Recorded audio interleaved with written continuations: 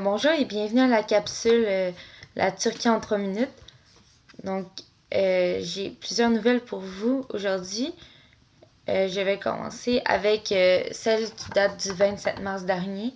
Une semaine après avoir fait de même pour Twitter, la Turquie a bloqué l'accès à la plateforme YouTube à la suite de la diffusion de nouveaux enregistrements pirates mettant en cause le régime de Recep Tayyip Erdogan, donc le premier ministre. La décision concernant YouTube fait suite à la publication sur le site de vidéos de l'enregistrement d'une conversation dans lequel 4 hauts responsables turcs, dont le ministre des Affaires étrangères Ahmet Davutoglu et le chef des services de renseignement Hakan Fidan, évoquent l'hypothèse d'une opération militaire en Syrie. Dans la bande sonore, la voix attribuée à Hakan Fidan envisage d'envoyer 4 hommes en Syrie pour lancer 8 missiles dans un terrain vague en Turquie, afin de justifier une riposte militaire turque. L'authenticité de cette discussion et les conditions de son enregistrement n'ont cependant pas été établies. Dans un communiqué, le ministère turc des Affaires étrangères a assuré que cet enregistrement avait été manipulé et dénoncé avec véhémence une attaque haineuse à la sécurité nationale de la Turquie.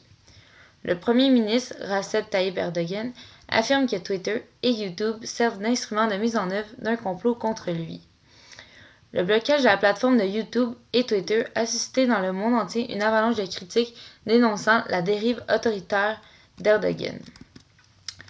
Aussi, malgré les accusations de corruption qui pèsent sur lui, le Premier ministre a largement remporté les élections municipales du 30 mars dernier, cruciales pour son avenir. Tout de suite après sa victoire, Erdogan a promis de régler ses comptes avec ses ennemis. Il a aussitôt repris sa rhétorique agressive de campagne contre l'opposition et surtout les traites de l'organisation de l'imam Fethullah Gülen qu'il a promis d'éliminer. Nous irons les chercher jusque dans leur cachette, a-t-il promis devant des milliers de partisans réunis devant le quartier général de son Parti de la Justice et du Développement, AKP, à Ankara. Ils paieront le prix, a-t-il dit.